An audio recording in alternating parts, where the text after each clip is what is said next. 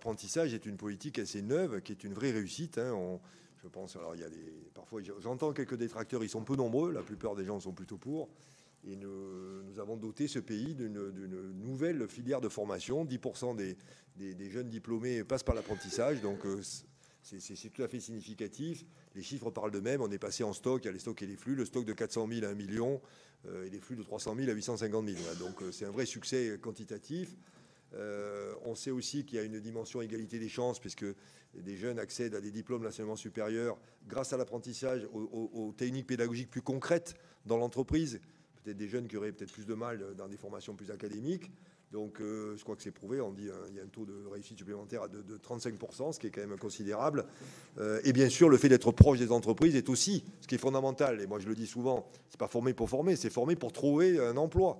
C'est ça, on ne forme pas pour le plaisir de former ou pour occuper des jeunes quelques mois ou quelques années, c'est former pour trouver un emploi, un travail. Voilà, ça c'est fondamental. On y reviendra d'ailleurs sur les ajustements possibles. Donc globalement, cette politique est un succès. Elle a été quand même très fortement financée par l'État, puisqu'on est monté à un pic à 16 milliards d'euros en 2024.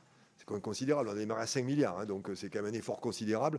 Certainement, dans le contexte 2024, on est en sortie de crise Covid. Il faut relancer la machine, il faut mettre les Français au travail. Il faut, voilà, en tout cas, on sent la volonté de faire tourner notre pays. On arrive à 16 milliards. Et là, vous l'avez parfaitement décrit, on voit qu'on est rentré dans une période d'ajustement. 24-25, et vous avez raison de constater qu'en fait, on est en train ce projet présente un second ajustement à peu près comparable en effort, au fond. Et là, ça pose question. La question que vous posez, est-ce que ce second effort compromet la politique, oui ou non? C'est un peu ça votre question de fond. Et la question vaut. La question vaut, et donc on ne l'évacue pas. Alors, là aussi, l'indicateur de performance, c'est le nombre d'apprentis. On sait que l'an dernier, il y a eu une petite décrue, 3%, je crois, bon, c'est à peu près. Cette année, on ne sait pas encore. C'est vrai qu'on est très attentif au constat, puisque je crois qu'on l'aura dans 2-3 semaines, la rentrée 25. Qu'est-ce que ça donne là, et la rentrée 25, c'est avant les mesures 26. Donc on est très attentif à ce que ça donne, et pour avoir une idée, est-ce qu'on a un début d'inflexion avec quelque chose qui se dégrade, ou on est sur un plateau? Si c'est un plateau à 3 ou 5%, ça va. Si la marche est plus basse, là, effectivement, l'inquiétude que vous avez formulée prend toute sa valeur et tout son sens. Puisque l'intention n'est pas de mettre à mal l'apprentissage. Donc, ou alors, il faudrait l'assumer, ce qui n'est pas le cas. Voilà, donc là, effectivement, les chiffres nous renverront au diagnostic que vous posez. Quand on a dit tout ça, on est dans les deux effets que j'évoquais. L'effet de bosse, donc on ajuste, mais on espère un plateau derrière, et l'effet d'efficacité. Dans cette période un peu généreuse, où pas mal d'argent public est arrivé dans ce secteur-là, parce qu'il fallait le lancer, il fallait le créer, il fallait l'amorcer en quelque sorte, il peut y avoir aussi un peu de dispersion et de répartition un peu comme l'agriculture extensive.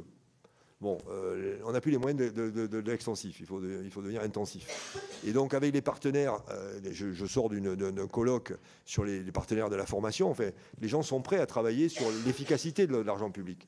Et je pense qu'il faut le faire. Et s'il renvoie d'ailleurs, et mes services sont là pour le témoigner s'il y en a besoin, je demande aussi à ce que mon ministère se dote des capacités de contrôle de gestion, j'allais dire. Comment l'argent public qui est déployé dans les territoires, on vérifie qu'il est bien utilisé. Je pense que c'est important. Bon, et au fond, le parti pris d'économie, il est autour de ça. On tasse un peu l'effort, et à 12-13 milliards d'euros, on est encore beaucoup au-dessus des 5 milliards. Et deuxièmement, l'efficacité de l'argent investi. Et si on combine les deux, le pari, c'est qu'on arrive à tenir la politique. Bon, on vérifiera. Pour être complet dans ma réponse, et je souhaite l'être, au fond, ce projet de budget, il est dans la dotation initiale qui vous est présentée. Il anticipe un peu sur une baisse des volumes, de manière non dite. Mais quand on regarde vraiment, il anticipe. Et là, au fond, c'est un peu le paradoxe qu'on a évoqué. C'est-à-dire que si on tient dans le budget, c'est une bonne nouvelle budgétaire, mais ça veut dire qu'il y aura une baisse. Et ça interrogera. Et à l'inverse, comme on peut le souhaiter, comme un ministre comme moi peut le souhaiter, qu'on n'assiste pas à un déclin trop important des volumes, là, on aura un problème budgétaire. Voilà, donc attendons encore quelques semaines pour savoir dans quel scénario nous nous trouvons.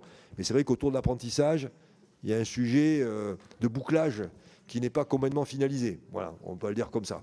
Donc il faudra être attentif. Et les travaux d'ailleurs qui seront conduits